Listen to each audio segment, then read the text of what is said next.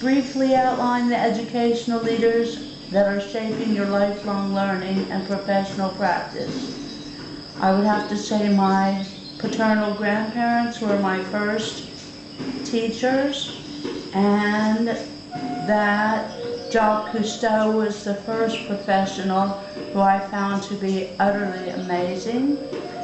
As we lived in Florida, and we spent weekends at a place called Stiltsville that is now a National Heritage Site. My paternal grandparents introduced me to my lineage, my ancestry, and I'm half Native American Indian on both sides of my family. The educational leader who first came to my attention as a teacher was our music teacher in grade school, a little Japanese lady who taught at our elementary school. The 450 students came together in the auditorium, and every week we learned a new song and reviewed the songs that we had learned the previous weeks. And today that work is still being considered as the basis for learning English language through research and peer-reviewed papers, most recently published by Opal Dunn. I learned that I had a family member called Sidney Sheldon, and he was a writer. He motivated me to learn how to spell elephant when I was 5 by asking me what was my favorite animal.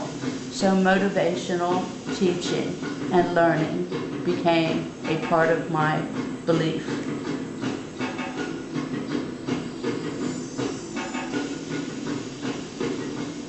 In high school, I had a teacher for foreign language, a Mr. Fred Epley, who was also a Reiki master, and drama teacher.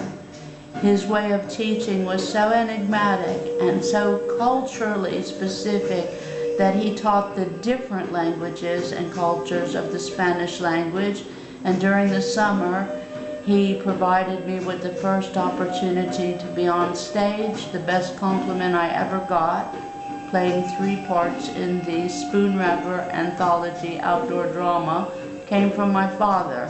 I didn't recognize you in 2 of the parts.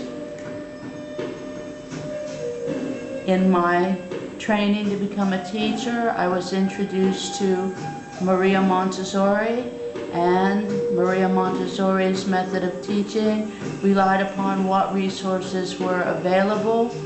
Today they might be called recycled materials. So Maria Montessori's method is not a brand, it's an approach to learning and teaching that I still believe works with most children. In college further education, I was introduced to B.F. Skinner and Abraham Maslow, then Camp Hill Rudolph Steiner schools. And finally, for my doctorate, Doctors Bob Jones and Gary Timbers, who produced a program for working with juvenile delinquents. They did not work with children with subnormal IQs, but they did finally accept a child who had a subnormal IQ, or so they thought, and she was taught by me as her adoptive parent use a combination of their unconditional love approach to working with children who were juvenile delinquents and Maria Montessori's method.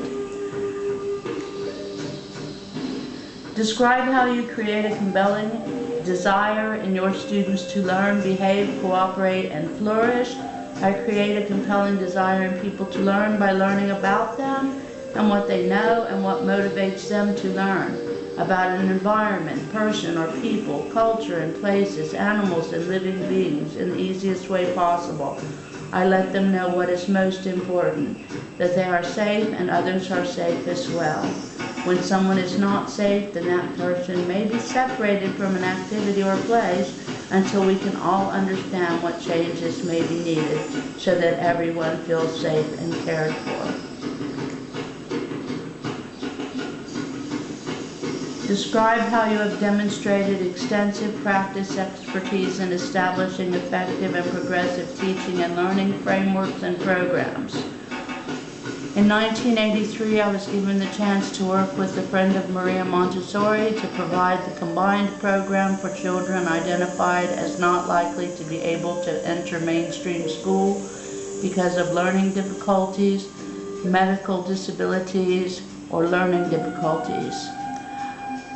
The program manager was a friend of Maria Montessori, and her name was Hazel Schoonmaker. After 3 years, all 12 of the children met the criteria for entering mainstream school. All 12 graduated, and 2 were valedictorians. And I have used a similar approach of combining different methods of educating according to the client or service user or educational group wherever I have worked. First, it must be person-centered. Know your students.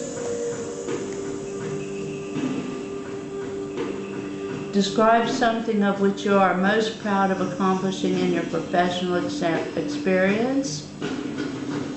I think that would be the results of the pilot study of the preschool combined intensive learning program, which began in 1983, a combination of the professional parenting and Montessori approach. Briefly describe an example of experiences in leading major change in sustainable or progressive education. For that, I would have to say speaker, National Autism Society, co-founder of World Community Autism Program, an NGO in South Africa, autism research at Mind Institute in Bombay, India, Seliang Hospital, Malaysia, Borneo, Sabah, Sarawak, and co-author of the books Power of Exile, Autism, A Journey to Recovery, and The Way Forward. 6, discuss your capacity to continue to contribute to the holistic development of the students through the support of the school's extracurricular programs. I can say I've just submitted a list of nearly 50 activities which could be provided for school children this summer to our principal, including games, beanbag toss, limbo, baton races, arts and crafts, basket weaving, storyboards, gardening, trail signs, yoga, dance, and many more. I love extracurricular activities and clubs and societies, and they do not always have to cost very much.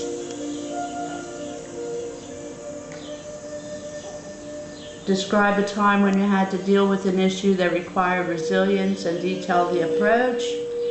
I was taken as head of care at a residential school in High Wycombe, and there was a child at the school who exhibited the signs and symptoms of autism.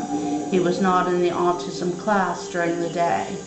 So the headmaster brought in a specialist from the communication center, and she agreed that he met the criteria for an autism diagnosis. But this caused a disturbance with the staff who were on rota in the boarding program, and the head of the autism class did not want this person to be in her class, so he was moved by the headmaster to one of the best residential private schools for children with autism in the UK, and I moved on. Can I pause? I'll play it again.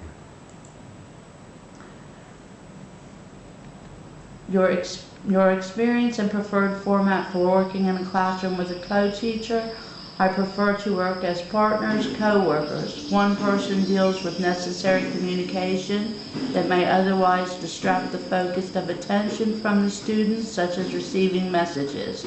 Non-class or school-related conversation is kept to a polite minimum, and for children who reside off-site and are picked up by a parent, guardian, or nanny. Activities continue for the entire session schedules. Where needed, we prepare materials together, and the students participate in keeping the classroom and resources tidy.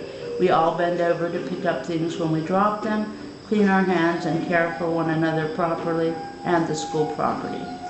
Finally, discuss or submit a creative idea using only bamboo. Well, this is the most difficult question for me because I think about these kinds of creative ideas all the time. One idea that came to mind was using it as a talking stick. It could be used as a talking stick even for nonverbal children if little notches were cut in it and they had pictures like yes, no, toilet, break, food, happy, sad. The batons, when they got worn, could be used as batons for races, like PE games. But the best and most creative idea that I could think of would be to make a floating garden, where you cut notches in the green large bamboo and then lace them together like in an S-wave pattern.